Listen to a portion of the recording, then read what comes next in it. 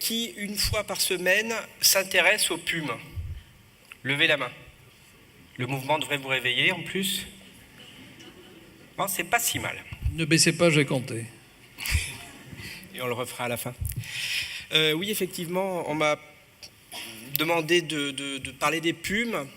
Pour ceux qui me connaissent, vous savez que je suis plus un neurologue qui fait de la neurophysiologie qu'un neurophysiologiste. Et j'essaye de faire des choses qui sont vraiment utiles et qui rendent service dans le quotidien. Et je pense que l'étude des pumes en fait partie. Étudier les pumes, c'est pas être en avance sur son temps, mais ne pas le faire, c'est peut-être bien être en retard.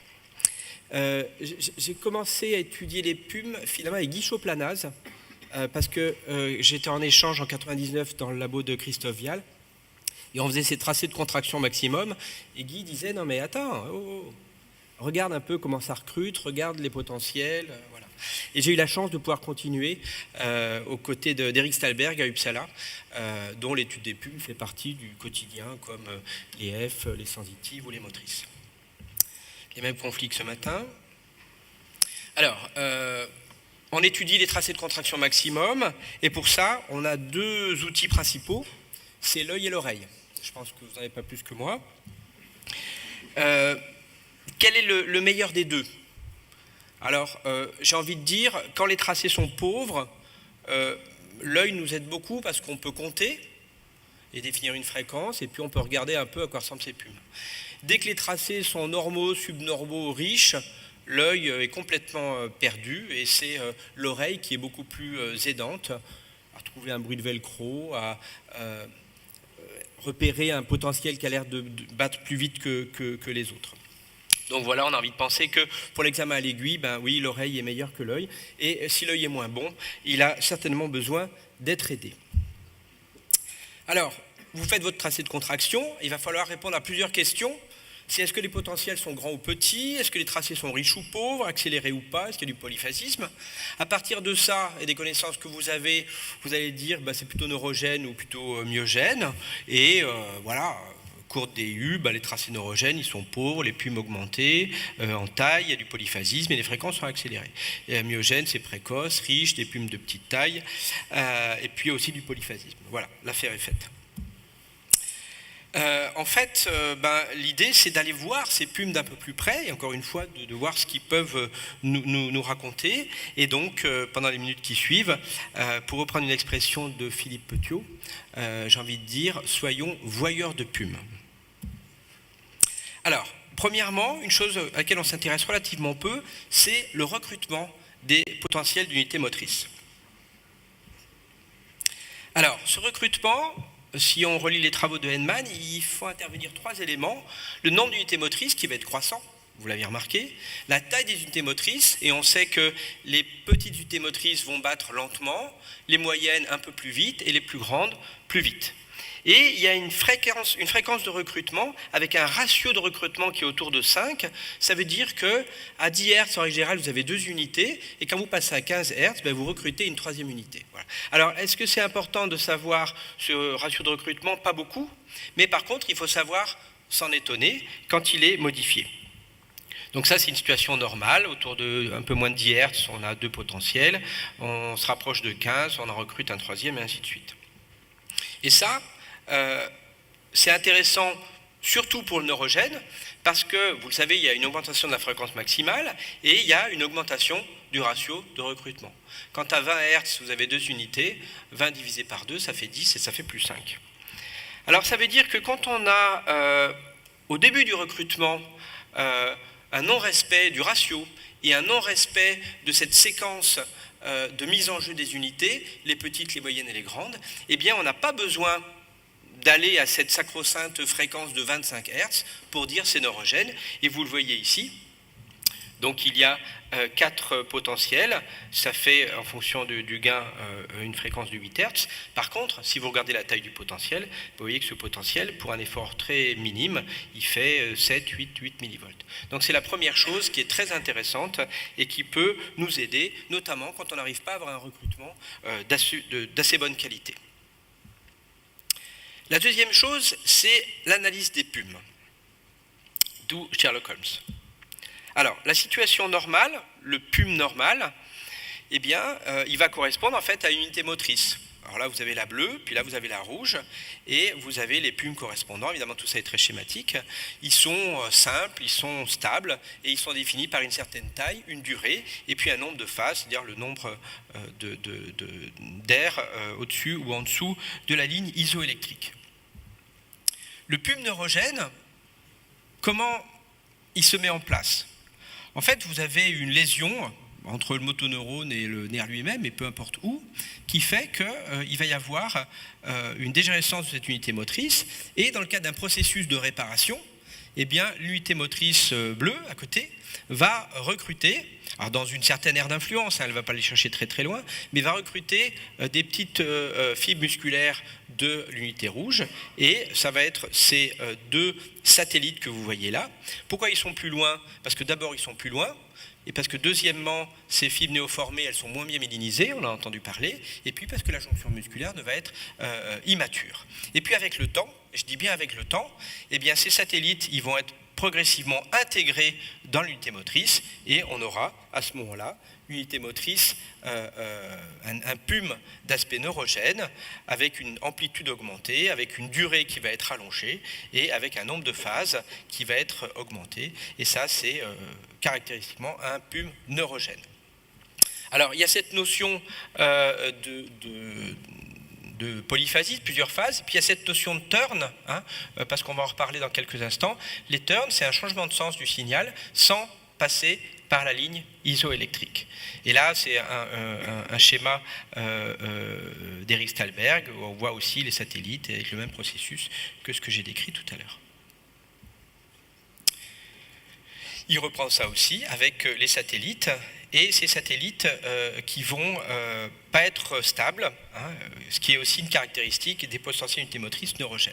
Alors, comment voir que ces potentiels sont non stables?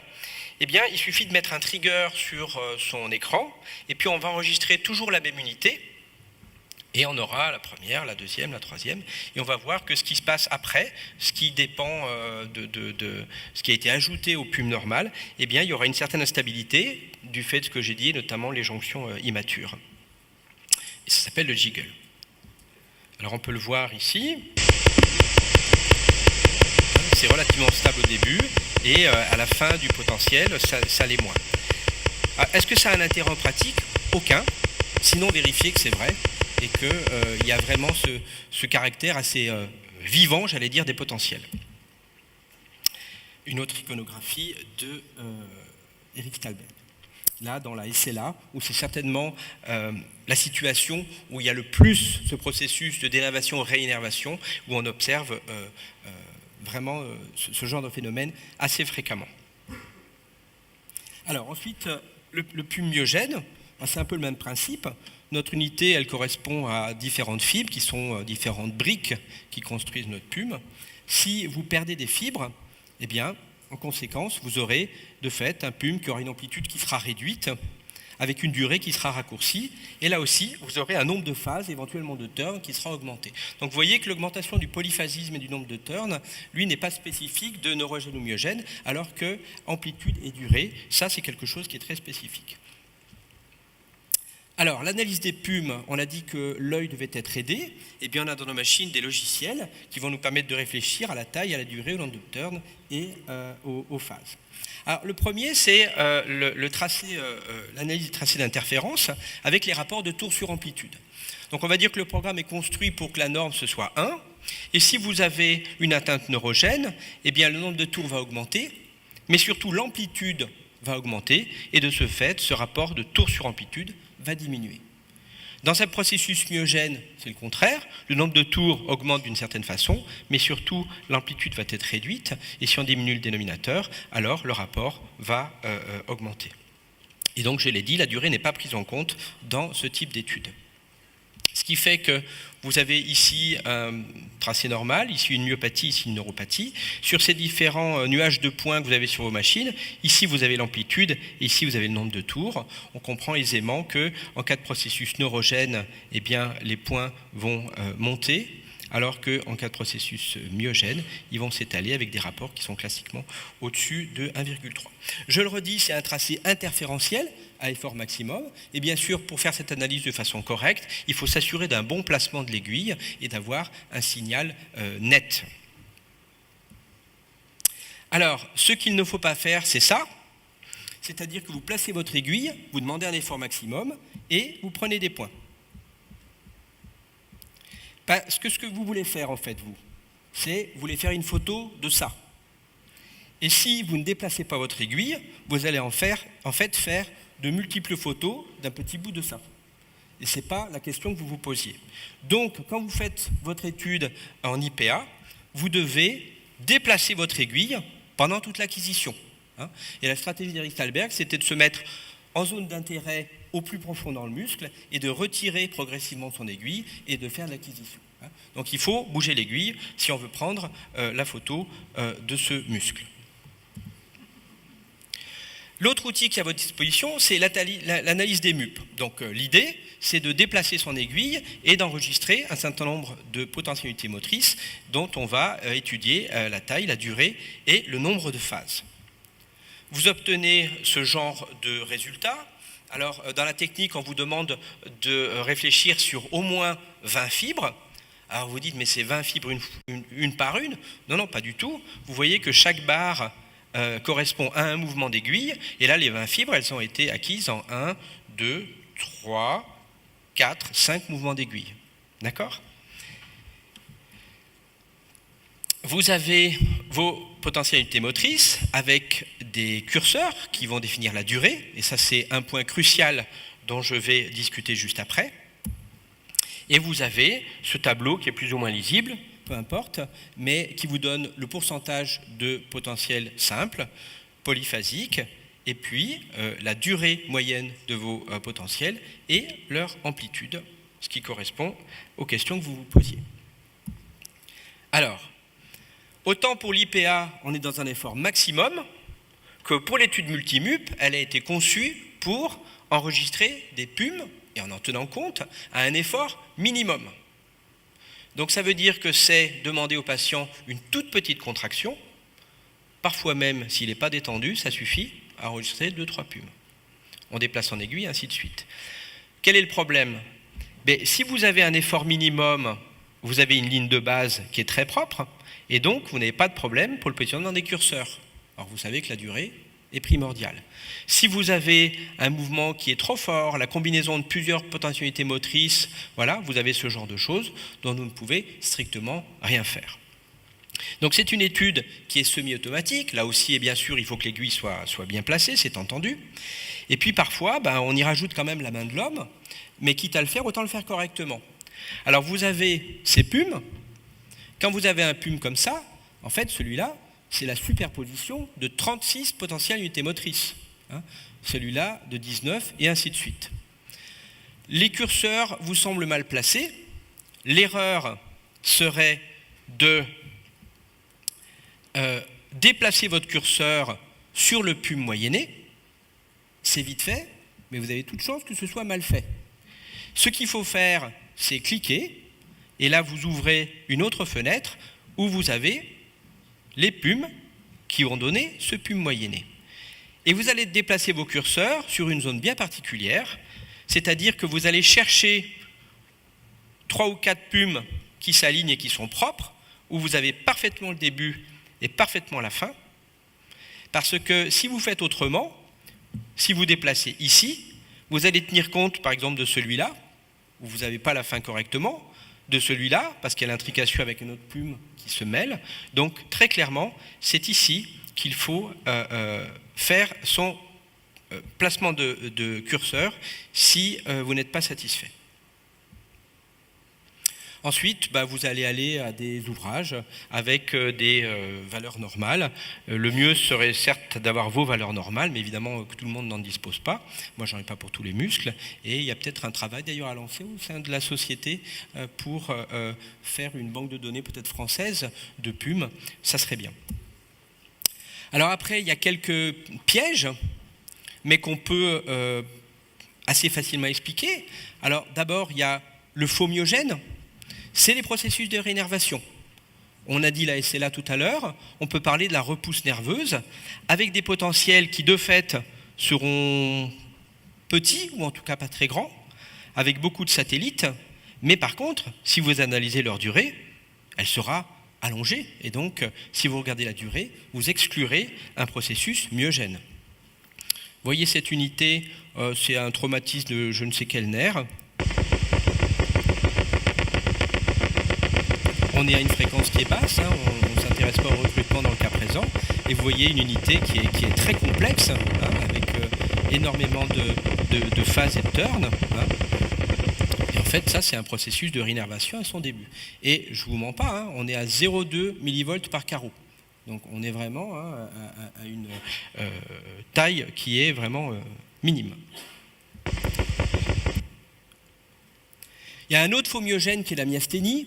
Alors c'est pas très compliqué, mais c'est juste de le comprendre. On a dit que dans un processus myogène, on avait l'exclusion, enfin la destruction de fibres. Eh bien dans une myasthénie, on peut avoir l'exclusion par blocage de la jonction neuromusculaire, et les pumes de ce fait vont être remodelées comme dans un processus myogène, et on aura les mêmes caractéristiques. Il y a une autre question, c'est celle du pseudo-neurogène, et on voit ça dans des processus myopathiques évolués, où en fait, finalement, à force de détruire des fibres, vous allez détruire la totalité de l'unité. Et même s'il y a un processus myogène sous-jacent, eh bien les unités qui restent, pour fournir le mouvement, elles vont accélérer. Donc vous aurez un recrutement de type neurogène parce que vous manquerez d'unité motrice. Par contre, si vous faites du multimuple et si vous regardez la durée de vos unités, ben elles n'auront pas un profil neurogène. Voilà. Donc en pratique, pourquoi les pumes sont utiles ? Parce qu'on sait pertinemment, et je pense surtout à la myopathie, le recrutement est intéressant pour le neurogène, l'étude des pumes est très intéressante pour le myogène. On sait très bien que les anomalies des potentialités motrices, avec les techniques dont je vous ai brièvement parlé, arriveront bien avant les anomalies myogènes de l'EMG entre guillemets classique, et bien souvent, bien avant la clinique. Alors vous allez me dire, oui, mais c'est très long tout ça. Non, je vous ai dit que j'étais un neurologue qui fait de la neurophysiologie, ça ne veut pas dire que je ne m'occupe pas bien de mes patients, mais voilà, je ne peux pas passer 2 heures avec un patient pour faire un EMG, d'ailleurs il apprécierait peut-être pas, mais finalement, quelqu'un vous a envoyé pour un processus myopathique, ou alors ces tableaux de faiblesse proximale, avec ou sans douleur, voilà. Qu'est-ce que vous allez faire ?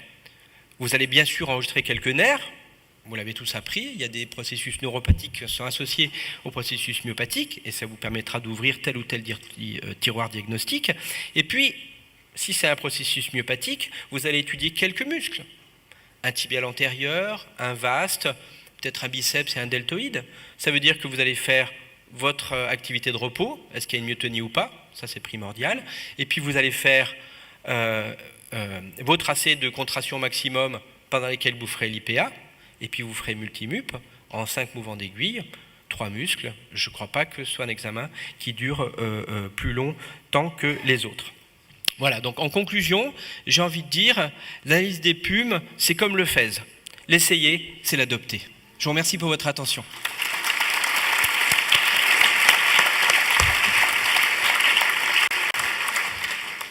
Merci beaucoup Jean-Philippe. Alors, une précision, on voit quelquefois proposer de mesurer la durée du spike plutôt que la durée totale du potentiel d'unité motrice. Alors ça, c'est un faux ami, parce que dans les paramètres qui reflètent le nombre de générateurs près de l'électrode, il y en a 2 qui sont très dépendants de la position de l'électrode par rapport à ces générateurs, c'est l'amplitude et la durée du spike. Et le seul qui est représentatif d'un certain nombre de générateurs à distance de l'électrode et donc de la fraction d'unité motrice qui est réellement le PUM et qui est discriminant pour distinguer neurogène et myogène, c'est la durée du potentiel d'unité motrice et non pas la durée du spike. Est-ce qu'il y a des questions ?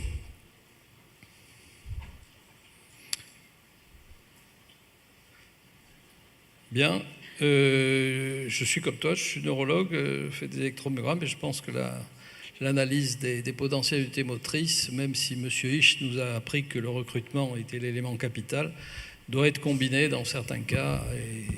Et je crois que les méthodes proposées par notre maître commun Stolberg a permis maintenant de faire passer dans la pratique courante avec ces logiciels, que ce soit le cloud, que ce soit les potentiels d'unité motrice, ces TMG quantifiés.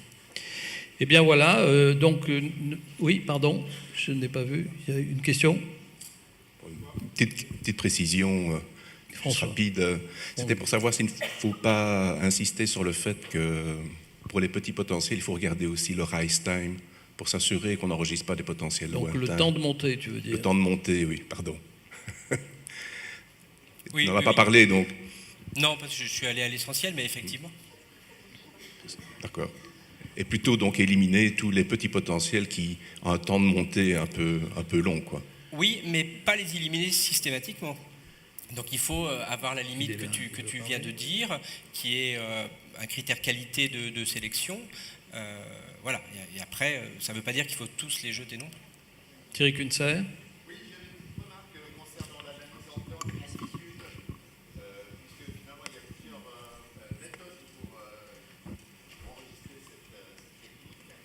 Et il y en a une notamment où on peut se permettre de faire une mesure de force à différentes intensités, c'est-à-dire à petite, moyenne et grande intensité. Je dis que l'on fait tout dans la même. Oui, tout à fait. Oui. On voit sur le nuage, effectivement, en fonction de la force, il se place différemment. Après, il faut quand même avoir des tracés de contraction suffisamment riches, malgré tout. Non, mais c'est... Le prendre pendant l'acquisition. Oui, mais une acquisition qui va jusqu'à un effort maximum. C'était mon message, mais c'était peut-être pas clair. Non, mais c'est ce que recommandait Stolberg, c'est différents points dans le muscle et différents degrés de contraction pour chacun des points d'enregistrement, tout à fait. Bon, eh bien, n'oubliez pas la leçon essentielle, il faut comprendre ce que l'on fait et comprendre ce que l'on voit, et c'est la clé de tout, et c'est ce qui permet la jouissance de l'électromyographiste. Merci.